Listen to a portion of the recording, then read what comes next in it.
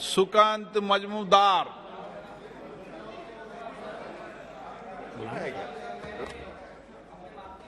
बोलने का आपसे परमिशन मांगा है, इसलिए आपने परमिशन देके मुझे बाधित कीजिए।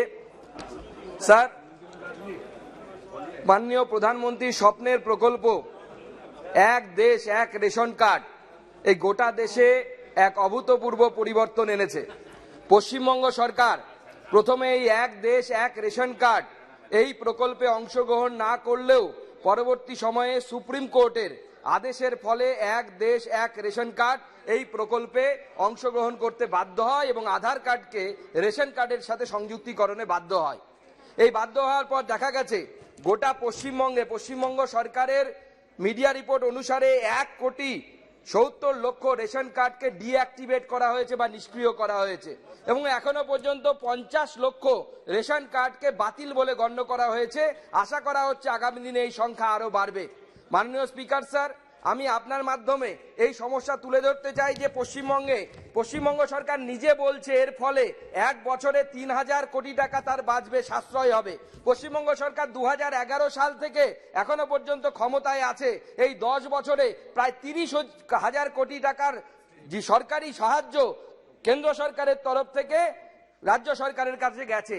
তাহলে এই ভুয়ো রেশন কার্ড যদি থাকে তাহলে এতদিন পর্যন্ত এই 10 বছর ধরে এই সব টাকা কেন্দ্র সরকারের টাকায় কাদেরকে পিডিএস এর মাল দেয়া হলো, কাদের কাছে এই টাকা গেল, ভুয়ো অর্থাৎ ঘোস্ট রেশন কার্ড হোল্ডার কারা ছিল এই বিষয়ে উপযুক্ত তদন্ত হওয়া উচিত। কারণ এটা যেমন তেমন সংখ্যা নয়, 30,000 কোটি টাকারও বেশি টাকার দুর্নীতি হয়েছে যার সাথে রাজ্যের তৃণমূল কংগ্রেস সরকার এবং তার নেতারা জড়িত। এই জন্য এর তদন্ত হওয়া প্রয়োজন। 30,000 কোটি টাকা জনগণের ট্যাক্সের টাকা, সেই টাকায় ভুয়ো রেশন কার্ড হোল্ডারদেরকে টাকা মাল দেওয়া হয়েছে, রেশনের মাল দেওয়া হয়েছে, গরিব মানুষের মুখের মাল কেড়ে নিয়ে তাদেরকে দেওয়া হয়েছে। তাই আমি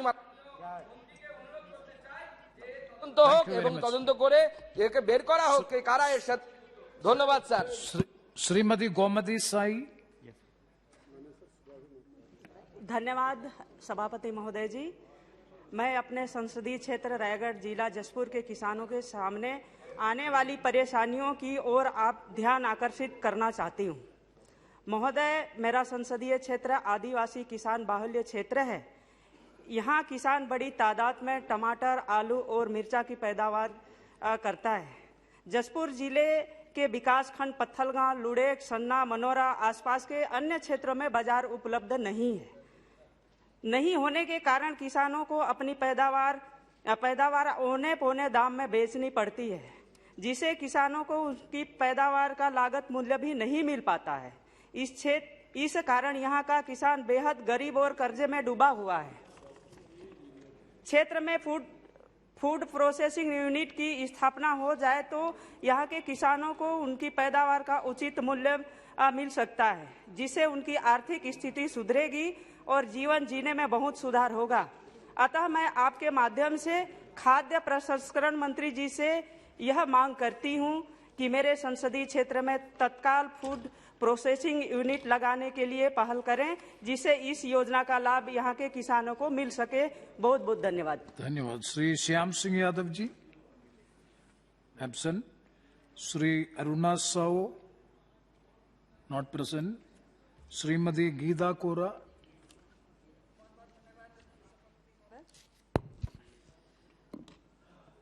महोदय, पिछले 2 वर्षों से देश कोविड जैसे महामारी से जूझ रहा है। इस महामारी के साथ ही कमरतोड़ महंगाई और लोग अपनी नौकरियां गंवा रहे हैं। देश में लगातार शिक्षित प्रशिक्षित बेरोजगारों की संख्या बेतहाशा बढ़ रही है, जिसमें देश के नौजवानों ने ITI, polytechnic, engineering, medical, MCA, MBA graduate जैसी डिग्रियां आज लेकर भी नौजवान सड़कों पर घूमने को मजबूर हैं। उनके माँ बाप ने न जाने कितना कर्ज लेकर जमीनें बंधक देकर उनको पढ़ाई लिखाई कराई और आज बेरोजगारी और महंगाई की वजह से लोग आर्थिक तंगी की वजह से मानसिक बीमारियों से जूझ रहे हैं, जिसके कारण लगातार आत्महत्या करने को मजबूर हैं और ये दिनों दिन ये संख्या भी बढ़ रही है। सभापति महोदय, मैं आपके माध्यम से ये कहना चाहूंगी कि देश भर के श्रम नियोजन निबंधन केंद्रों में सरकारी आंकड़ों के मुताबिक 5,30,00,000 से भी अधिक लोगों ने निबंधन कराया है, परंतु केंद्र सरकार की ओर से कोई कार्य योजना दिखाई नहीं दे रही है जो इन बेरोजगार नौजवानों को रोजगार दे। ऐसे में वैकल्पिक व्यवस्था के रूप में सरकार क्या न्यूनतम जीवन यापन गारंटी योजना लाकर इन बेरोजगार लोगों को बेरोजगारी भत्ता देगी? वैद्यलिंगम जी। Honorable Speaker, sir, Puducherry suffered a lot because of the flood in the last monsoon. Houses submerged in the floodwater in Bahur Taluk, Velinur Taluk, Pondicherry town and Karaikal area also. So much of people affected a lot and lost their properties. Farmers are affected because of the flood in the Bahur, Velinur, Ariyanguppam and Karaikal area. Paddy crops are totally affected and farmers feel helpless and find no way to get out of this. It occurs once in 2 years because of these farmers and people in Pondicherry affected areas. At the same time, in summer, the people are affected because of the salinity in the drinking water. இங்கு குடித நீர் வருகின்ற நேரத்தில் தண்ணீர் அதிகமாக உப்புத்தன்மை மாறுகின்ற நிலை ஏற்பட்டுகின்றது. And also farmers also affected because of the water shortage for the irrigation and drinking water problems. The state government give only temporary cash relief to the affected people. At the same time, the state government not able to find a permanent solution. So I request the Jal Shakti Minister to find a way by sending a team to prepare a DPR for it. If it is taken place in urban and poor people in the villages are benefited, and the farmers also raise their crop without fear of flood. Once again, I request the Jal Shakti Minister to send a team for prepare a detailed DPR. Thanking you, sir. Thank you, Sri Gaurav Gogoi. Thank you, Chairperson, sir. Sir, I raised my concern regarding the inadequate budget for Saksham, Anganwadi and Poshan 2.0. Budget 22-23 saw only a marginal 1% increase in the allocation for the nutrition schemes from 20,000 crore in the previous year to 20,263 crore. So this is just a 1% increase. Whereas a study from Center for Policy Research has shown that the approved budget is only 41% of the cost that is required to reach 100% of the estimated target population. So it is also of concern to note that between 2016 and 2021, the number of beneficiaries of the supplementary nutrition program fell by 19%, whereas in the same time period, the number of children have increased. So I request the ministry to look at the data again. Thank you. And again, I would like to remind that not only are ICDS schemes poorly underfunded, but are also poorly planned. It is a matter of great regret that neither has Poshan 2.0 been approved, nor the guidelines for the ICDS schemes been completed, even in December 2021, 11 months after the government has announced their consolidation. Thank you very much. Thank you, Sri Guman Singh Damu. धन्यवाद अध्यक्ष महोदय। मैं देश की एकता और अखंडता और हमारी संस्कृति, देश की एकता और अखंडता में हमारी देश की संस्कृति की सर्वाधिक भूमिका रही है और जो हमारे साधु संत महात्मा रहे हैं, इन्होंने हजारों वर्ष पुरानी संस्कृति को मजबूत किया है। ऐसे ही हमारे 13 पंथ के 11वें अधिष्ठाता आचार्य श्री महाश्रमण जी, जो इस समय देश में अहिंसा का शंखनाद कर रहे हैं। महाश्रमण जी अभी तक 3 देशों की और 20 राज्यों की यात्रा कर चुके हैं और 18,000 किलोमीटर अहिंसा यात्रा पूर्ण की है और 27 मार्च को तालकटोरा मैदान में उनका समापन होगा। मैं आपसे निवेदन करता हूं कि जिस मार्ग से आचार्य श्री महाश्रमण जी गुजरे हैं, उस मार्ग का नाम अहिंसा मार्ग रखा जाए। दूसरा, जो हमारे इस यात्रा का उद्देश्य है, यात्रा का उद्देश्य यह है कि हम सद्भावपूर्ण व्यवहार करने का प्रयत्न करेंगे, हम सद्भावना पूर्वक ईमानदारी का पालन करेंगे और हम नशा मुक्त जीवन जिएंगे। तो मैं आपके माध्यम से मांग करता हूं कि हमारे स्कूलों में पढ़ाए जाने वाले बच्चों को ये संकल्प दिलाएंगे तो वो देश के अच्छे नागरिक बनेंगे। आपको बहुत बहुत धन्यवाद। नमस्कार। श्री लव श्री कृष्णा, श्री मोहन भाई कल्याण जी Kundariya. not present. Shri Narayan Bhai Bhikhabhai, not present. Shri Raj Bahadur Singh Ji, not present. Shri Bhagirath Chaudhary Ji. सभापति महोदय, आज हमारा देश आजादी के 75वें वर्ष को अमृत महोत्सव के रूप में मना रहे हैं, जहाँ अयोध्या में मर्यादा पुरुषोत्तम भगवान राम श्री राम का भव्य मंदिर निर्माण कार्य के साथ साथ उज्जैन स्थित श्री महाकाल मंदिर का निर्माण कार्य भी युद्ध स्तर पर चल रहा है, तो दूसरी ओर काशी विश्वनाथ मंदिर कॉरिडोर बनाकर पूरी तरह से कायाकल्प किया जा चुका है। इसी संदर्भ में मेरा केंद्र सरकार से निवेदन है कि मेरे संसदीय क्षेत्र अजमेर में स्थित ऐतिहासिक एवं विश्व विख्यात भगवान श्री वर्मा जी की पावन नगरी और प्राचीनतम धार्मिक स्थल तीर्थराज पुष्कर का भी सर्वांगीण एवं समग्र विकास कराने हेतु बजट वर्ष 2022-23 की विभागीय कार्य योजनाओं अंतर्गत निम्नलिखित कार्यों की महती स्वीकृति जारी कराकर मुझे अनुग्रहित कराएं, ताकि सृष्टि के रचयिता भगवान ब्रह्मा जी की नगरी की धार्मिक महत्ताओं देश विदेश से आने वाले पर्यटकों एवं श्रद्धालुओं के साथ साथ जन आस्था की भावनाओं का सम्मान बना रहे। सभापति महोदय, तीर्थराज पुष्कर सरोवर के पर्याप्त एवं स्वच्छ जल आपूर्ति की सुनिश्चितता के साथ साथ सीवरेज के गंदे पानी की आवक को सरोवर में जाने से रोकने की महती ठोस योजना बनाकर एवं क्रियान्वित किया जाए। नंबर 2, तीर्थराज पुष्कर स्थित पुष्कर सरोवर की श्रद्धालुओं द्वारा पूजा अर्चना करने के पश्चात उसके घाटों एवं परिक्रमा मार्ग को स्थित अत्यंत खराब एवं बदहाल होने से प्रक्रिया करने में अत्यंत कठिनाई को सामना करना पड़ रहा है। अतः इस हेतु सक्षम कार्रवाई कराकर घाटों एवं परिक्रमा मार्ग का जीर्णोद्धार कराया जाए। सभापति महोदय, धन्यवाद। तीर्थराज पुष्कर स्थित सीवरेज लाइन लगभग 35-40 वर्ष पूर्व बिछाई गई है। इसकी स्थिति वर्तमान में जनसंख्या के विस्तार के आधार पर बहुत खराब एवं दयनीय स्थिति है। अतः सीवरेज लाइन जाम हो गई है। इसके फलस्वरूप स्थानीय वासियों के साथ साथ देशी विदेशी श्रद्धालुओं एवं पर्यटकों को कठिनाई का सामना करना पड़ता है।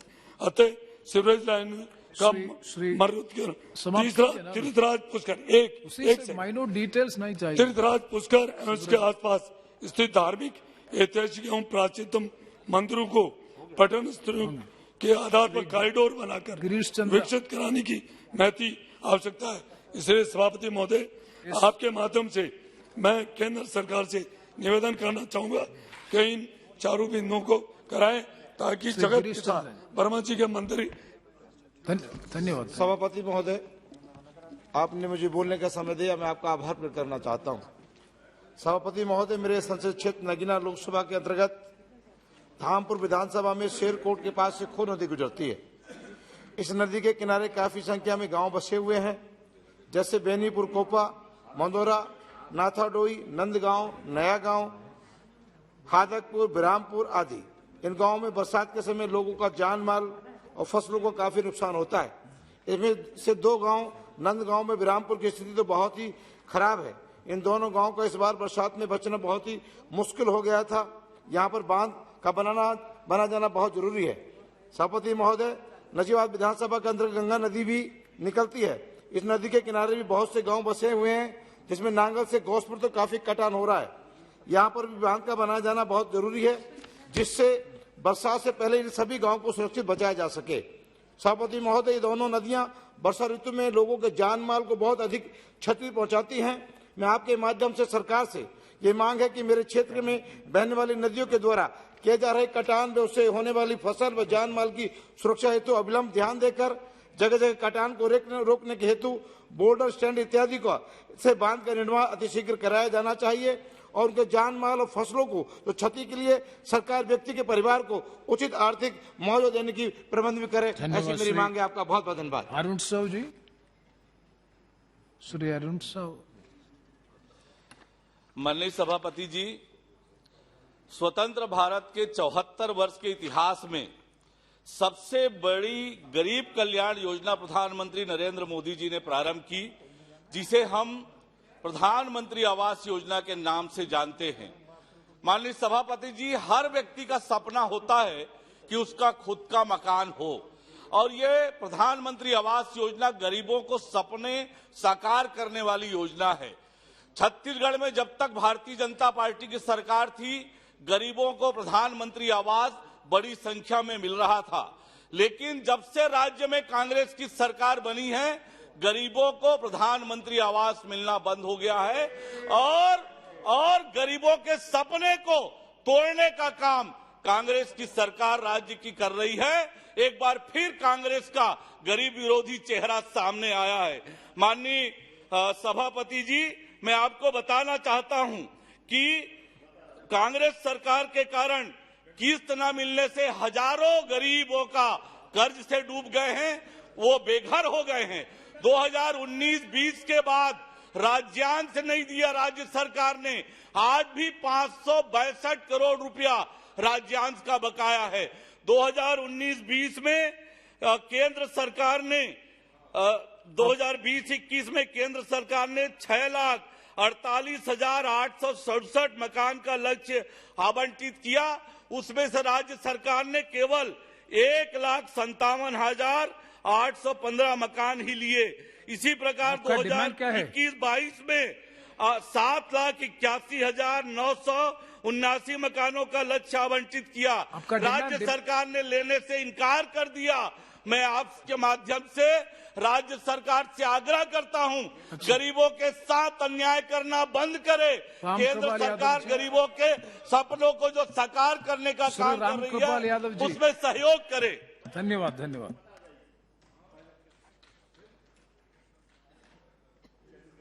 धन्यवाद अध्यक्ष महोदय कि आपने मुझे अपने संसदीय क्षेत्र के एक बड़ी समस्या की तरफ सरकार का ध्यान आकृष्ट करने का मौका शून्यकाल के माध्यम से दिया है। महोदय, मैं अपने संसदीय क्षेत्र पाटलिपुत्रा, जो एक महत्वपूर्ण समस्या है, उसका जिक्र करना चाहता हूं और रेल मंत्री जी के समक्ष ये बात अपनी पीड़ा रखना चाहता हूं। महोदय, पटना गया रेल खंड है। पटना रेल खंड पर शर्मा रेलवे गुमटी से लेकर सिपारा गुमटी के पश्चिमी तरफ सड़क नहीं है, बिल्कुल नहीं है। सिर्फ रेलवे लाइन की पूर्वी तरफ सड़क है और रेलवे लाइन के पश्चिम तरफ से लाखों आबादी विगत दिनों में बस गई है। उन लोगों के आवागमन के लिए रेलवे लाइन क्रॉस करके रेलवे लाइन के पूर्वी तरफ जाने वाली सड़क पर आना पड़ता है। जटडुमरी रेलवे स्टेशन सिपारा गुमटी पर आरओबी बनाया जा रहा है, लेकिन वहीं भलुआ, नदवा, कुर्थौल पर बहुत बड़ी आबादी बस गई है, लगभग लाखों की आबादी बस गई है। उन लोगों के पास कोई दूसरा उपाय नहीं है, अवैध रूप से ही रेलवे लाइन क्रॉस करके दूसरी तरफ जाना पड़ता है। और मैं समझता हूं कि विगत दिनों में अवैध क्रॉस, सर मेरी बात रखी जाए सर, 1 मिनट में बंद कर दूंगा। सभी अवैध क्रॉसिंग विगत दिनों में बंद कर दिया गया है, जिसके वजह से उस तरफ के आदमी, जो लाखों आबादी बसी हुई है, इस तरफ आने के लिए कोई रास्ता नहीं है।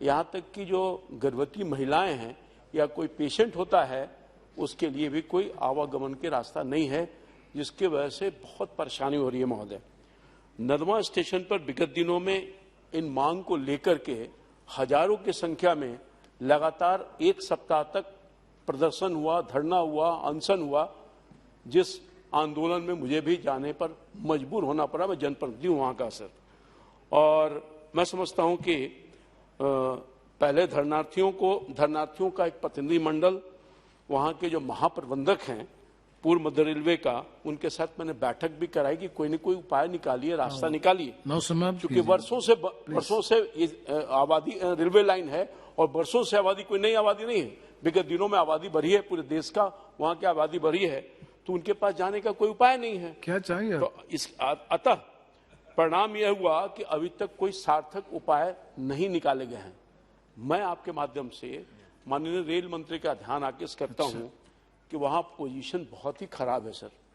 कभी भी कोई तरह का आक्रोश का सामना करना पड़ सकता है और परेशानी को देखते हुए मैं कह सकता हूं कि माननीय रेल मंत्री जी का ध्यान आकृष्ट करें, हस्तक्षेप करिए और कोई न कोई रास्ता निकालिए ताकि लाखों आबादी इन जो रेलवे क्रॉसिंग से जा रहे थे, जिनका रास्ता बिल्कुल आपने बंद कर दिया है, अगर वो नहीं खुलेगा तो बहुत ही परेशानी का सामना करना पड़ रहा है। परेशानी होगी और आंदोलन, हाँ, अंडरपास कराइए, रेलवे ओवरब्रिज कराइए, नहीं तो समानांतर कोई सड़क बनाने का काम कीजिए, कोई वैकल्पिक व्यवस्था करिए। मैं आपके माध्यम से रेल मंत्री का बार बार आग्रह करके ध्यान आकृष्ट करता हूं कि हस्तक्षेप करिए और उसको सब।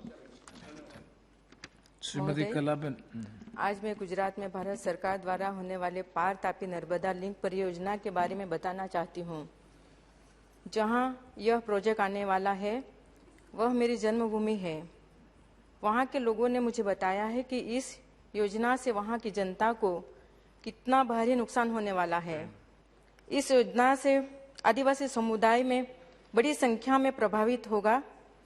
जहाँ इस योजना को लाने की बात हो रही है वहाँ काफ़ी घना जंगल भी है। लोग वर्षों से जंगल में रहकर जंगल को संभाल भी रहे हैं।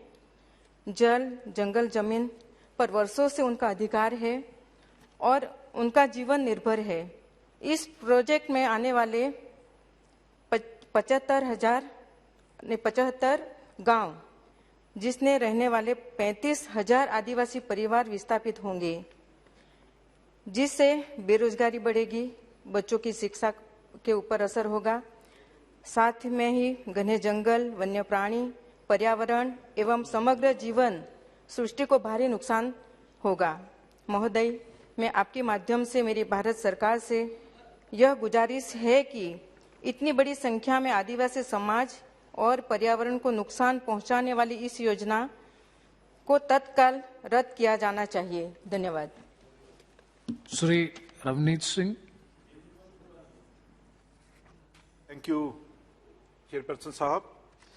सर, आज मैं तकरीबन जो 23,000 से ज्यादा स्टूडेंट्स हैं, मेडिकल स्टूडेंट्स सर, चाइना में जो MBBS जहां और डिग्रियां करने गए थे।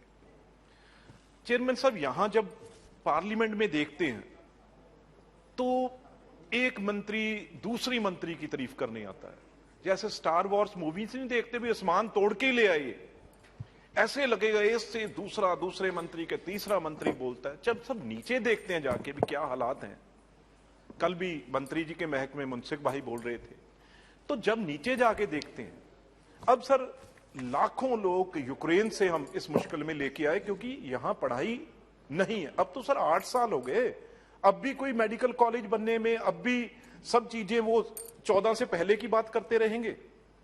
जब भी भाषण होगा 14 से पहले का बात होगी। सर, आज चाइना में ये लोग जब पढ़ने गए थे, उसके बाद सर कोविड हो गया। कोविड के बाद सर सारे बच्चे बेचारे किसी गरीब मां बाप ने पता नहीं कहां से लोन लेके 3 साल 4 साल उनको पढ़ाया। आज सर यहां बैठे हैं बेचारे, क्योंकि यूनिवर्सिटीज जो हैं वहां वो भी कोई वीजा तो दे नहीं सकती। उसके बाद सर एप्स के ऊपर पढ़ाई होती थी, और जो हालात हमारे चाइना के साथ हैं आपको पता है, वो 200 से ऊपर एप्स बंद करनी पड़ी, और वो ऐप वहां भी पढ़ाई, ऑनलाइन भी पढ़ाई नहीं हो रही सर।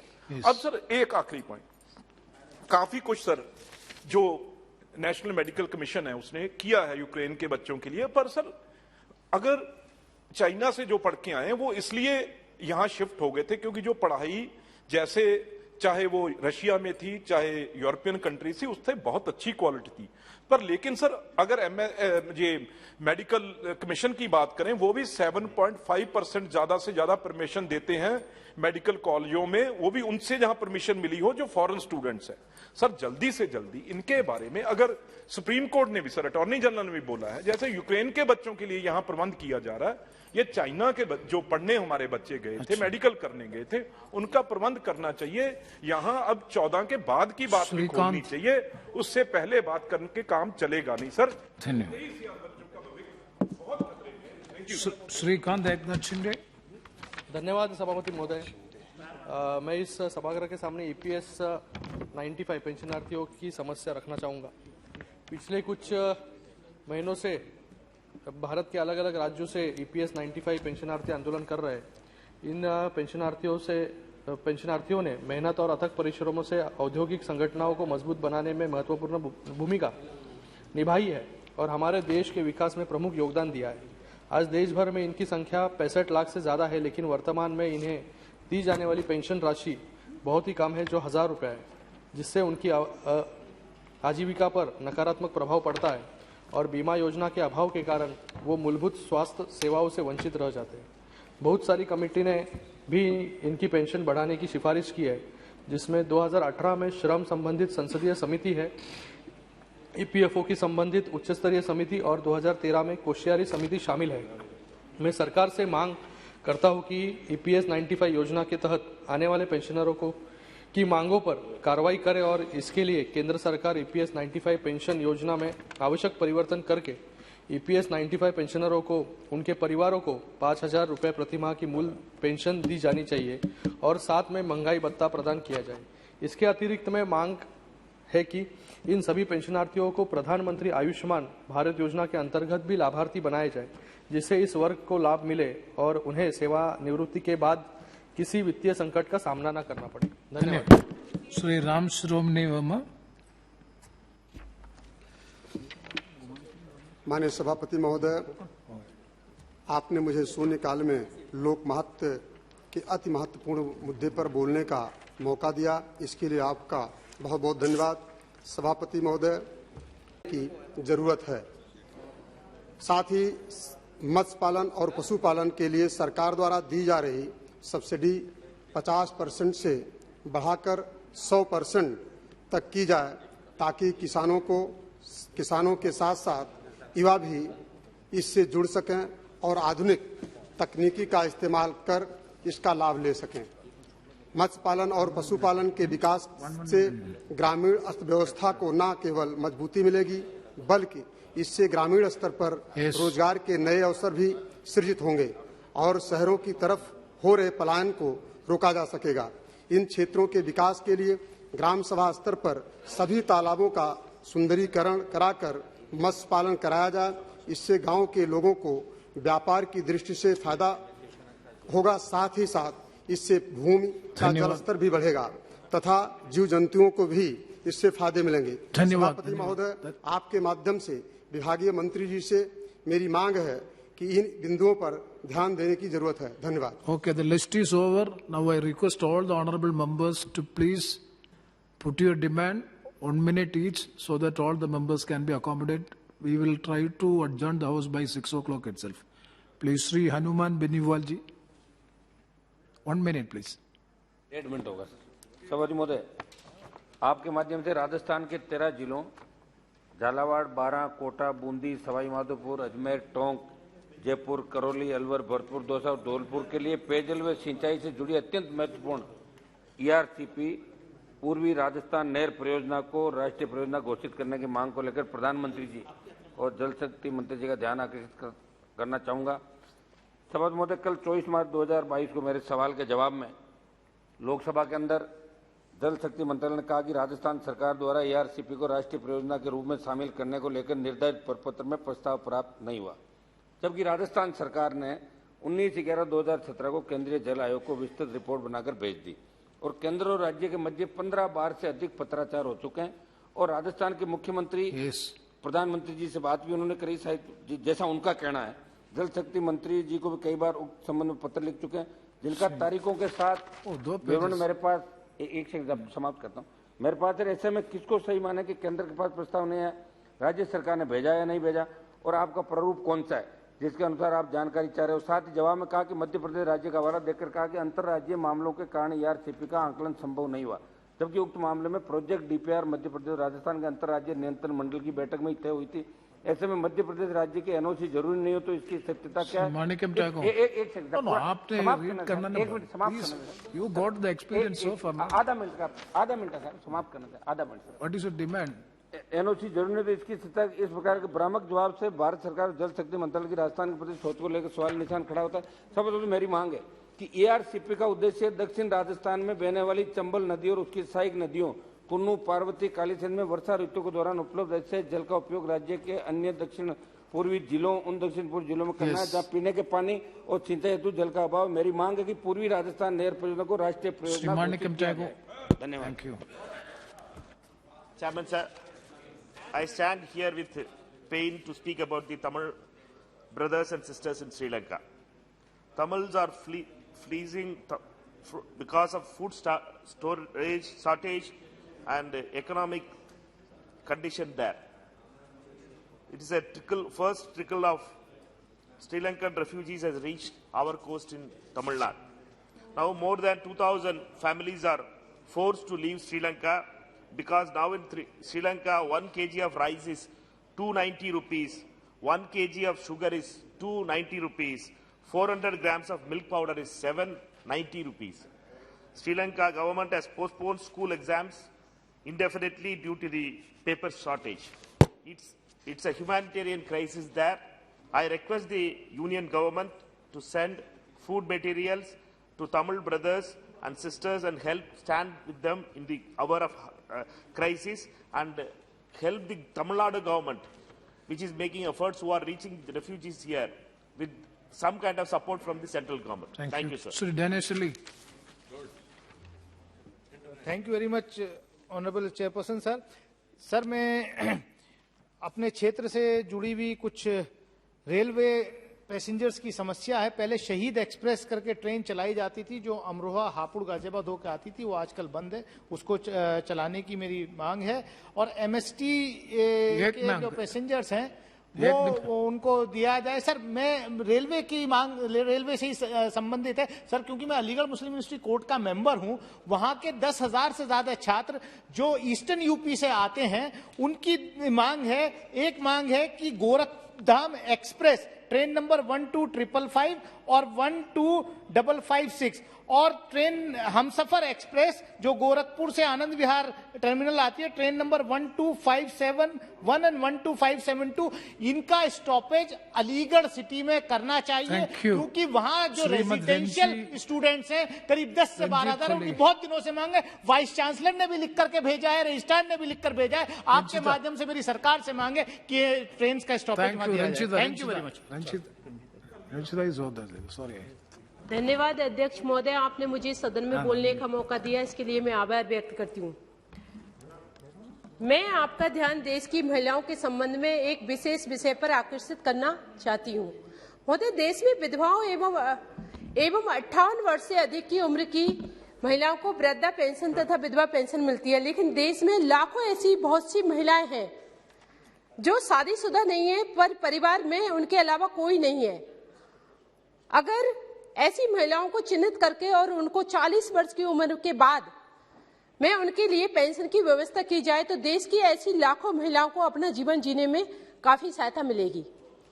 महोदय, मेरे संसदीय क्षेत्र में ही ऐसी बहुत सी महिलाएं हैं जिनके परिवार में अब कोई जीवित नहीं है एवं उनके परिवार में उन्हें अलग कर दिया शहरी क्षेत्र में, तो ऐसी महिलाएं अपने जीवन यापन के लिए नौकरी कर लेती हैं, परंतु ग्रामीण क्षेत्र की महिला आज भी नौकरी नहीं कर पाती हैं महोदय।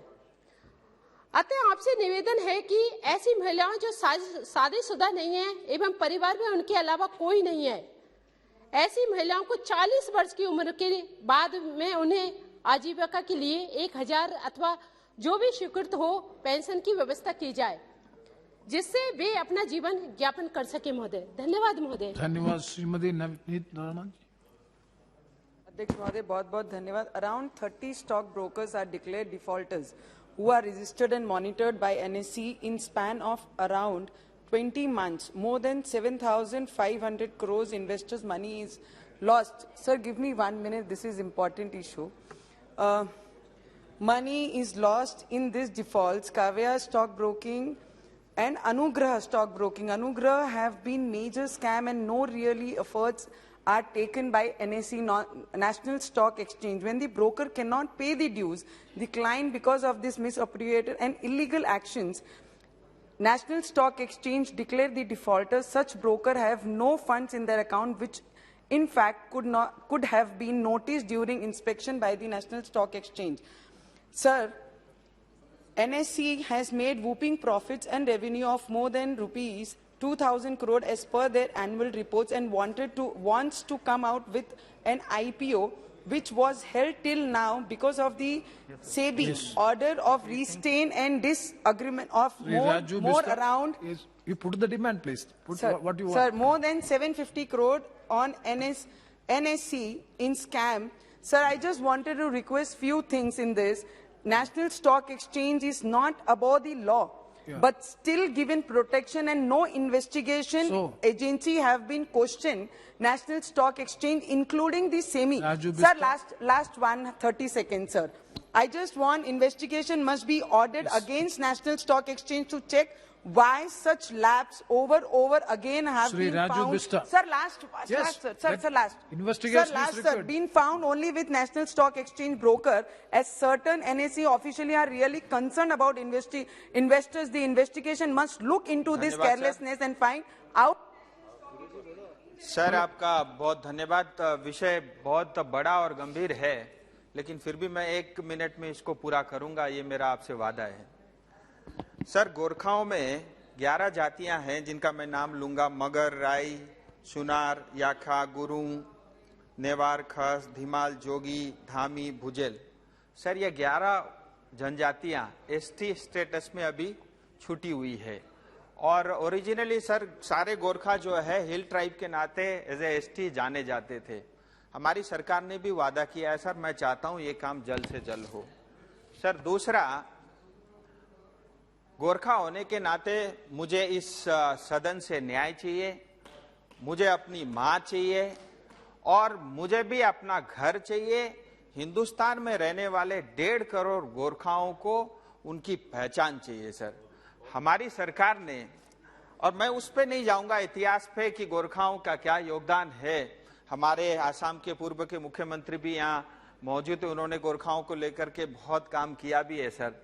लेकिन जो पश्चिम बंगाल की स्थिति है वो बहुत ही विकट है, और आए दिन उनको विदेशी कह करके जो लांछना लगाया जाता है, ये बहुत ही दुखद है सर। मैं चाहता हूं, हमने कहा था हम स्थायी राजनीतिक समाधान करेंगे और इस भारत के संविधान के अंतर्गत करेंगे। मैं चाहता हूं सर ये काम बहुत से जल्द हो, क्योंकि जनताओं में बड़ा एक निराशा जैसा माहौल छाया हुआ है। बहुत बहुत धन्यवाद। Senthil Kumar. Vanakkam, Chairperson. Regarding the plight of foreign medical graduates, after completion of course in foreign country, they have to undergo foreign medical graduation exam and subsequently mandatory compulsory rotating medical internship. As per recent Gazette notification from National Medical Council, period of completion of internship is to be within 2 years of passing the FMGE. The major issue, which is that the current intake of FMGE interns is 7.5%, which is very less with respect to Tamil Nadu. Due to this less intake, more than 580 FMG in Tamil Nadu are awaiting the due internship even after clearing the FMGE exam. Tamil Nadu Chief Minister M.K. Stalin also raised this issue in the memorandum submitted to the Union Health Minister on 12/1/22 to enhance the intake capacity from 7.5% to 20% every year, as adequate infrastructure facilities are available in Tamil Nadu. Final demand. Sir. So I urge upon the Health Ministry to increase the to bring the amendments which may be issued in regulation to include district headquarter hospitals and increase intake capacity from 7.5% to 20%, and also to expedite the process which the government has given the 4th March 22 circular, that all states will help in competing the CRMI within 2 years of passing it. Thank you. Shri Rahul Shivali. धन्यवाद अध्यक्ष महोदय, मुझे आपने शून्यकाल में बोलने का मौका दिया। मैं अपने संसदीय क्षेत्र मुंबई दक्षिण मध्य मुंबई के सायन कोलीवाड़ा में हुई एक गंभीर घटना के बारे में सदन का ध्यान आकर्षित करना चाहता हूं। 25 जनवरी 2021 को श्री विजय रामकिशोर जायसवाल और उनके पड़ोसी श्री आलोक कुमार राम प्रकाश चंद्रवंशी के 2 छोटे बच्चों CGHS colony sector 7 building number 43 Sion Koliwada के पार्क में खेल रहे थे। दोनों बच्चे एक बड़े गड्ढे में गिर गए और उनकी मौत वहां पे हो गई। सीपीडब्ल्यूडी के एग्जीक्यूटिव इंजीनियर जोन 3 ठेकेदार बालू दुर्गाइन तेवर और सुपरवाइजर मोहन कप्पू तेवर को माता पिता और वहां मौजूद लोगों ने जिम्मेदार ठहराते हुए कहा, और उनकी यह घटना उनकी लापरवाही के कारण हुई है। परिजनों ने उनके खिलाफ स्थानीय पुलिस स्टेशन में एफआईआर भी दर्ज की। अगले दिन इस घटना के बारे में पता चलने के बाद मैंने चीफ इंजीनियर जोन 3 सीपीडब्ल्यूडी को फोन भी किया और मामले को गंभीरता के जांच करने के लिए कहा। उन्होंने मुझे मृतक बच्चों के माता पिता को कुछ कंपनसेशन देकर उनकी मदद करने का आश्वासन दिया। चीफ इंजीनियर जोन 3 ने क्षेत्र के एग्जीक्यूटिव इंजीनियर जोन 3 को घटना की गंभीरता को देखते हुए कार्रवाई करने के निर्देश दिए। एग्जीक्यूटिव इंजीनियर ने आज तक मामले की जांच तक की नहीं, एंड हो गया। जब भी माता पिता उसके या ठेकेदार के पास जाते तो उन्हें अनदेखा कर देते और मिलने से मना कर देते। ठेकेदार की रक्षा करने वाले एग्जीक्यूटिव इंजीनियर को 2 छोटे बच्चे की मौत के लिए पूरी तरह जिम्मेदार है। अतः मैं आपके माध्यम से मंत्री महोदय से रिक्वेस्ट करता हूं कि इस मामले की पूरी इंक्वायरी की है और जो इनके अधिकारी है जिनकी लापरवाही की वजह से ये घटना उनके ऊपर कार्रवाई। धन्यवाद। श्री विजय बघेल। धन्यवाद सभापति महोदय। हमारे छत्तीसगढ़ प्रदेश में राजधानी रायपुर में स्थित कुछ कुष्ठ अनुसंधान केंद्र में न केवल छत्तीसगढ़ अपितु छत्तीसगढ़ राज्य के सीमावर्ती राज्य जैसे उड़ीसा, महाराष्ट्र, आंध्र प्रदेश के अलावा भी अन्य राज्यों से कुछ रोगी अपने इलाज हेतु आते हैं। उक्त अनुसंधान केंद्र मध्य भारत का बृहद कुष्ठ अनुसंधान केंद्र है। वर्तमान में उक्त केंद्र में ऑपरेशन थिएटर को विकसित किए जाने की मांग माननीय अध्यक्ष महोदय मैं आपके माध्यम से माननीय स्वास्थ्य मंत्री जी के समक्ष रख रहा हूं। Sri V. Kalanidhi. Very much, sir. So the Sri Lankan Tamils have been suffering for several decades due to the oppression by the Sinhalese government, sir. Sir, they have been oppressed where during the war also several lakhs of people died, and subsequently as they were planning to recover, there was this pandemic, and subsequently now they have an economic debacle where the Sri Lankan government has been supported by the government of India by providing a financial aid of $1.5 billion. But despite that, due to the rising inflation over there, the Sinhalese people are discriminating against the Tamils, where several Tamils are coming to Tamil Nadu, sir. Our Honorable Chief Minister has also written to the Union Minister to help us in aiding these people. So my demand is that already the refugees who have come, there are more than 1 lakh of people. For them, we want that Citizenship Amendment Act to be brought in where these people can be given citizenship, and also the present people who are coming, I would like an emergency visa to be provided for them, or some kind of arrival visa on arrival. If it can be provided, it will help them in settling down over here better, sir. Thank you, Srimati Sandhya Roy. धन्यवाद सभापति महोदय जी। मैं आपके माध्यम से माननीय आयुष मंत्री जी का ध्यान अपने लोकसभा क्षेत्र के भिंड दतिया जिले की ओर आकर्षित करना चाहती हूं, जहां 22 लाख से ज्यादा आबादी है दोनों जिलों में, और आयुष मंत्रालय के तहत देश भर में तमाम आयुष केंद्र खोले गए हैं। आयुष मंत्रालय की जिससे लाखों लोगों को लाभ मिल रहा है एवं भारत सरकार पूर्ण रूप से आयुर्वेद को बढ़ावा भी दे रही है। वर्तमान में मेरे लोकसभा के दोनों जिलों भिंड एवं दतिया में एक भी आयुष केंद्र नहीं खोला गया है। जनसंपर्क के दौरान आयुष केंद्र खोले जाने का अनुरोध मेरे पार्टी के कार्यकर्ताओं द्वारा, वहां की जनता जनार्दन के द्वारा लगातार मुझसे किया जा रहा है। माननीय सभापति महोदय जी, मैं आपके माध्यम से निवेदन करती हूं माननीय आयुष मंत्री जी को कि मेरे लोकसभा के दोनों जिले भिंड दतिया जिले में आयुष केंद्र खोले जाने की जल्द से जल्द कृपा करें। बहुत बहुत धन्यवाद। धन्यवाद सभापति महोदय। आपके माध्यम से मैं माननीय रेल मंत्री जी का ध्यान अपने संसदीय क्षेत्र सिवान की तरफ आकृष्ट करना चाहती हूँ। महोदय, कोविड महामारी के पूर्व निम्नलिखित ट्रेनों का ठहराव मेरे संसदीय क्षेत्र सिवान के जीरादेव स्टेशन, मैरवा स्टेशन और सिवान स्टेशन पर होता था, जो फिलहाल बंद है। उसे पुनः शुरू किया जाए। ट्रेन संख्या 15027, 15028 मौर्य एक्सप्रेस, ट्रेन संख्या 14185, 14186 बरौनी ग्वालियर एक्सप्रेस, और ट्रेन संख्या 15105, 15106 छपरा नौतनवा इंटरसिटी ट्रेन। अतः इन ट्रेनों का ठहराव मैं माननीय रेल मंत्री जी से सिवान के विभिन्न स्टेशनों पर कराना चाहती हूँ।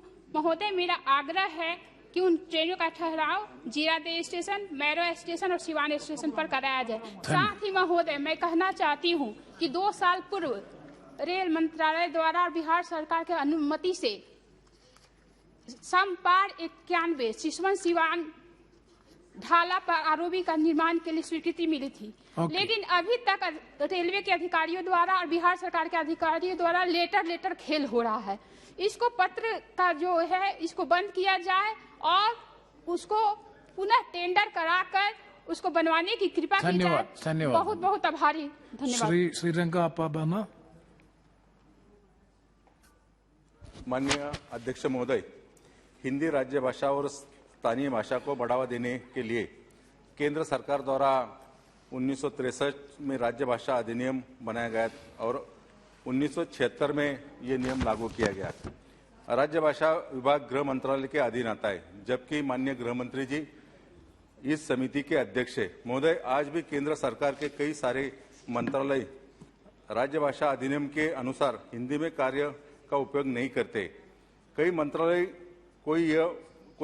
को तो यही पता नहीं कि राज्य भाषा और स्थानीय भाषा को बढ़ावा देने हेतु कोई समिति को गठित किया है।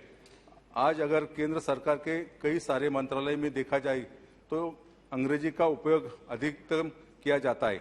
राज्य भाषा विभाग के अधिकतम कर्मचारी जो हिंदी में कार्य करते उनके पद रिक्त है और उनकी संख्या भी कम है। महोदय, राज्य भाषा विभाग पर अगर केंद्र सरकार द्वारा ध्यान नहीं दिया जाता तो हिंदी और विभिन्न राज्यों की स्थानीय भाषा खत्म हो जाएगी, जबकि माननीय प्रधानमंत्री और गृह मंत्री जी खुद हिंदी में अपनी बात करते और हिंदी का व्यवहार करते। माननीय अध्यक्ष महोदय, आपके माध्यम से सरकार से निवेदन करता हूं कि केंद्र सरकार सभी मंत्रालयों को राज्य भाषा अधिनियम के तहत ज्यादा से ज्यादा हिंदी भाषा का प्रयोग करने हेतु निर्देश प्रदान करें। Shri Saptagiri Ulaka. Thank you, Chairman, sir, for giving me this opportunity to speak under 0 hour. Sir, Jaipur is one of the largest cities in southern Odisha and very, very important city. We've been demanding to establish Kendra Vidyalaya at Jaipur, and we have demanded almost, I had 7-8 intervention in Parliament so that Kendra Vidyalaya in Jaipur could be established. After much difficulties and the support from the central government and the district administration, the district collector and everything, finally, we have issued the safety certificate so that the temporary building can be established in Jaipur. Sir, I would like to request from you to Honorable Minister Dharmendra Pradhan, who is also from Odisha, that can he start Kendra Vidyalaya admission from this academic year? Already the notification are there for multiple Kendra Vidyalayas, and after much struggle and everything, finally we have reached the stage where everything has been completed and the state government, the district administration, they have already supported. My humble request to Sri Dharmendra Pradhan through you, sir, is please start the admission for Kendra Vidyalaya in this academic year. Thank you so much, sir. धन्यवाद अध्यक्ष महोदय, मैं आपके मार्फत मेरी लोकसभा क्षेत्र चूरू के अंदर रेलवेज की नई वॉशिंग लाइन के बारे में ध्यान आकर्षित करना चाहता हूं। महोदय, चूरू का जो क्षेत्र है वो जयपुर से और दिल्ली से 250 किलोमीटर की दूरी पर पड़ता है और चूरू के नजदीक जितने भी वॉशिंग लाइन्स है, चाहे बीकानेर में हो, चाहे गंगानगर में हो, चाहे हिसार में हो, उनकी 100% कैपेसिटी यूटिलाइज हो चुकी है। लंबी दूरी की ट्रेनें हमें इसलिए कारण नहीं मिल पाती कि वॉशिंग लाइन की कैपेसिटी हमारे एरियाज के अंदर एग्जॉस्ट हो चुकी है। मेरा आपके द्वारा रेल मंत्रालय से ये निवेदन रहेगा कि चूरू या रतनगढ़ के अंदर मेरी लोकसभा क्षेत्र में न्यू वॉशिंग लाइन बनाई जाए ताकि हमें लॉन्ग डिस्टेंस की ट्रेन मिल सकें और जो कैपेसिटी यूटिलाइजेशन पूरी हो चुकी है उसको नजर रखते हुए टॉप मोस्ट प्रायोरिटी के ऊपर चूरू या रतनगढ़ में न्यू वॉशिंग लाइन दी जाए। धन्यवाद सर। कौशलेंद्र कुमार जी। महोदय, आपने सुन पहर में बोलने का मौका दिया, इसलिए आपके प्रति आभार व्यक्त करता हूं। सभी पढ़ना चाहिए। माननीय प्रधानमंत्री जी के द्वारा नवंबर 2008 से एक काफी महत्वाकांक्षी जन औषधि केंद्र शुरुआत की गई थी और अब तक देश भर में करीब 8,012 जन औषधि केंद्र खोले जा चुके हैं। इस जन औषधि केंद्र में जेनेटिक सस्ती दवाइयां मरीजों को आसानी से प्राप्त होता है। करीब 1415 कंपनियां की दवाई और 300 प्रकार के सर्जिकल आइटम इन केंद्रों पर उपलब्ध रहता है। सभापति महोदय, मेरे संसदीय क्षेत्र नालंदा में जबकि बुद्धा पावापुरी मेडिकल कॉलेज भी है, सदर अस्पताल भी है, कई प्राइवेट क्लिनिक भी है, फिर भी हमारे संसदीय क्षेत्र में एक भी जन औषधि केंद्र नहीं है। मैं स्वास्थ्य मंत्री जी से आग्रह करना चाहता हूं कि मेरे संसदीय क्षेत्र नालंदा में जन औषधि केंद्र खोलवाने की कृपा करें। निहाल चंद। धन्यवाद सभापति महोदय। मेरा लोकसभा क्षेत्र श्री गंगानगर में हनुमानगढ़ जिले में मैं केंद्र सरकार से आग्रह करूंगा कि सीमावर्ती क्षेत्र है, एक वॉशिंग लाइन और सोलर ऊर्जा के लिए मैंने पहले भी रिक्वेस्ट किया था उत्तर रेलवे के, जिससे इस क्षेत्र में रेलवे के हब के रूप में विकसित हो सकता है। महोदय, हमारे यहाँ से बठिंडा जंक्शन 80 किलोमीटर दूर है और श्री गंगानगर भी 80 किलोमीटर दूर है। यहाँ पे एक रेलवे में एक वॉशिंग लाइन की बहुत जरूरत है ताकि उस जिले से काफी ट्रेनें, पैसेंजर ट्रेनें उसको चलाई जा सके। महोदय, मैं आपसे एक आग्रह करूंगा कि 1998 में तत्कालीन प्रधानमंत्री श्री अटल बिहारी वाजपेयी जी ने हनुमानगढ़, रावतसर, पल्लू और सरदार शहर के लिए एक नई रेल लाइन की घोषणा की थी जो आज तक पूरी नहीं हुई है। मैं आपके माध्यम से केंद्र सरकार से आग्रह करूंगा कि उसका हर साल सर्वे हो जाता है, इस बजट में उस रेल लाइन को जो माननीय प्रधानमंत्री जी अटल जी ने जो घोषणा की थी उसको पूरा किया जाए। हनुमानगढ़ जिला मुख्यालय पे एक वॉशिंग लाइन बनाई जाए, वहां पे जो जमीन पड़ी है करीबन 300 एकड़, उसपे सोलर प्लांट बनाया जाए। यह मैं आपके माध्यम से केंद्र सरकार से आग्रह करूंगा। धन्यवाद। धन्यवाद Shri K G. Madhav. Thank you very much, sir. My subject regarding with farmers, please allow me not less than 3 minutes, sir. That means... Sir, I would like to bring to your kind attention that the government of Andhra Pradesh requires urgent environmental clearance for the Rayalaseema lift irrigation project. During June 2020, the Andhra Pradesh government announced the Rayalaseema lift scheme to facilitate the Rayalaseema region to stabilize irrigation and drinking water, sir. The announced scheme is within the purview of Krishna water dispute, that is out of total 811 TMC water, 512 TMC for Andhra Pradesh and 299 TMC for Telangana. The scheme is within the purview of 2006 MOEF notification. During September 2020 also, NGT pronounced that the EC is required for the scheme. After that, the Honorable CM of Andhra Pradesh addressed Honorable Minister MOEF to consider expert committee opinion. During June 2021, the AP government approached MOEF for amendment to existing environmental clearance. Based on this application, Environmental Assessment Committee in its June 2021 meeting discussed the topic and issued minutes asking some clarifications, sir. AP government submitted clarifications on this, sir. In this regard, sir, kindly grant environmental clearance to the Rayalaseema lift irrigation project at the earliest, sir. Thank you very much, sir. Honorable members, now it is already 6. The Speaker has directed to adjourn the House by 6, but 5-6 members are more. If everybody cooperate, let us extend the House till that submissions are over. And also there is a statement from the Minister of Ayush. Now, let them, after the statement, we will again take this over. So, Honorable Minister, House is extended. Respected Chairman, Sir, today there is a very, very good news for the people of the country. As you all know, regarding the establishment of WHO, Global Center for Traditional Medicine in Jamnagar, Gujarat, the Honorable Director General, World Health Organization, in the presence of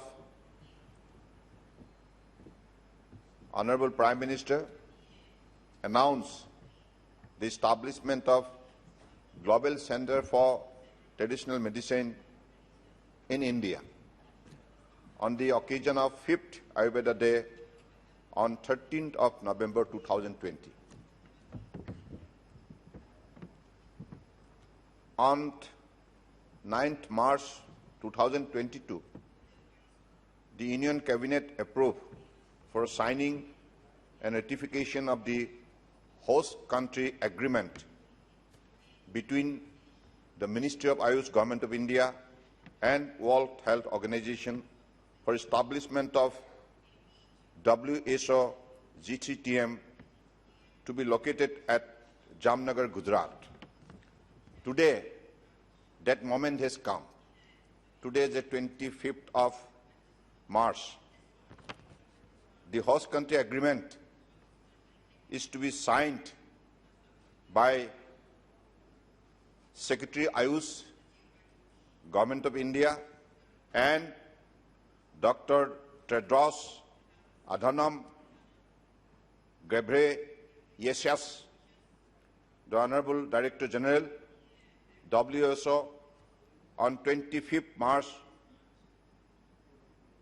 2022 at WHO headquarters Geneva, Switzerland, in a formal event hosted by WHO. So this is a great news for the practitioners, healers and stakeholders of the Ministry of Ayush as well as industry of Ayush. So this is the traditional system of medicine which has not only won the heart of the people of the country but also won the heart of the people of the world. Thank you. So this is a great achievement on the part of the Modi's government, and I believe this House should appreciate and especially thanks our Honorable Prime Minister Sri Narendra Modi ji for this outstanding achievement for the people of the country. Thank you. Minister. Sri Shankar Lalwani. धन्यवाद अध्यक्ष जी। मैं आपका ध्यान एक महत्वपूर्ण विषय की ओर देना चाहता हूं। अनुसूचित जाति की सूची में एक शब्द है बाछड़ा, जाति का नाम दर्ज है। मध्य प्रदेश में इन जाति के लोगों की यह मांग है कि हमें इस जाति से नहीं पुकारा जाए, इन्हें किसी अन्य नाम से पुकारा जाए। इन जाति के लोगों द्वारा सम्मान के साथ मेहनत करते हैं, मजदूरी करते हैं, खेती करते हैं, कर्मचारी हैं, अधिकारी हैं, पंच हैं, सरपंच हैं। इनको इस नाम से पुकारने के कारण इनकी बेटियों के रिश्ते नहीं हो रहे हैं, बच्चों को स्कूल में हीन भावना से देखा जा रहा है, पुरुष सार्वजनिक रूप से अपमानित होते हैं, महिलाएं घर से निकल नहीं पाते, हीन दृष्टि से देखा जाता है। तो इनका ये मानना है कि अनुसूचित जाति सर्वे सूची में जो बाछड़ा शब्द लिखा हुआ है इसे हटा के दूसरा शब्द जोड़ा जाए, ये उनकी मांग है। धन्यवाद। धन्यवाद। Shri Abdul Khaliq. Thank you chairman sir. Assam के पंचायत और ग्रामीण विकास के कमिश्नर ने प्रधानमंत्री आवास योजना ग्रामीण को लेकर गत 15 मार्च एक खत भेजा है।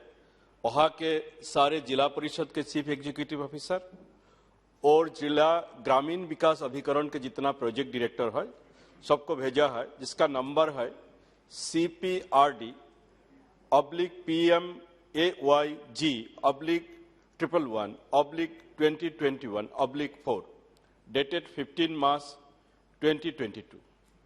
यहाँ पे लिखा है जो सरकार ने जो 2021-20 में जो 7 लाख घर का एडिशनल टारगेट का सैंक्शन मिला है उसका काम, उसका रजिस्ट्रेशन और जियो टैगिंग का काम जल्द खत्म करने के लिए आदेश दिया है। लेकिन दुख के बात है 3 जिले को छोड़ के, उसमें एक जिले है जो मेरा भी जिला है और यहाँ असम के पूर्व मुख्यमंत्री और अभी शिपिंग मिनिस्टर भी मौजूद है। वो काफी बरपेटा जिला दौरा करता है, उनका गुरुधाम भी है। वो जिला, धुबरी जिला और दक्षिण सालमरा मनकाचर, ये 3 जिला को छोड़ के बाकी जिला में करने दिया। चेयरमैन सर, ये तीनों जिला पिछड़े जिला है, इसमें भी जल्दी जियो टैगिंग और रजिस्ट्रेशन करना चाहिए। क्यों ड्रॉप हुआ मैं जानना चाहता हूँ। और उसके साथ साथ एक मिनट सर, इसको भी इंक्लूड करना चाहिए। हाँ, इंक्लूड करना चाहिए। और 30 सेकंड सर। और असम में बहुत सारे कच्चा घर है, जहाँ रूफ में टीन है, सियार शीट है और वॉल भी, प्राचीर भी टीन का है। वो कच्चा घर भी पक्का घर में शामिल होना चाहिए, यही मेरा गुजारिश है। Thank you. श्री रामाकांत भार्गव जी।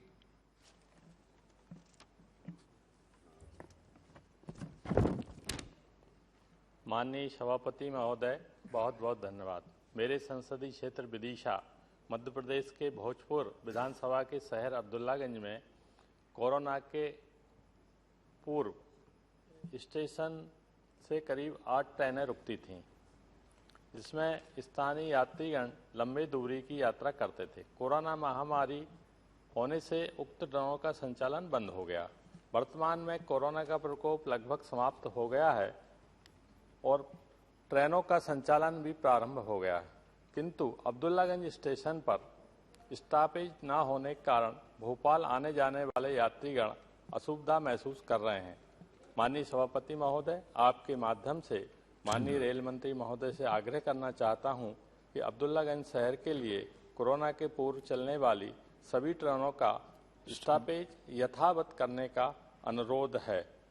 साथ ही शहर बुधनी में भी पूर्व से चल रही इंदौर छिंदवाड़ा पंचवेली फास्ट पैसेंजर का स्टॉपेज यथावत किया जावे, ऐसा अनुरोध है। Thank you.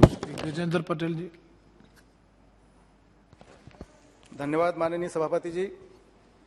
मेरा लोकसभा खरगोन बड़वानी के छात्र श्री मनीष कुशवाहा, कुमारी मानसी ढकेता, प्रतीक पटीदार, तुषार यादव, राजेंद्र पटेल जी, चेतन गुप्ता जी, दक्ष ठाकुर, आशीष चौधरी, राहुल परमार, प्रखर चोकड़े, मानस राठौर, सृष्टि यादव, ध्रुव गुप्ता, विवेक नुरगुडे, ऐसे अनेक छात्र जो यूक्रेन में पढ़ते थे और देश के प्रधानमंत्री आदरणीय नरेंद्र मोदी जी ने ऑपरेशन गंगा अभियान जो चलाया, उसमें इस प्रकार के हमारे हजारों छात्र, जो 22,000 से भी ज्यादा छात्रों को लाने का जो उन्होंने प्रयास किया और हमारे छात्र भारत लौटे हैं, मैं पूरे देश की ओर से माननीय प्रधानमंत्री जी का आभार व्यक्त करता हूं।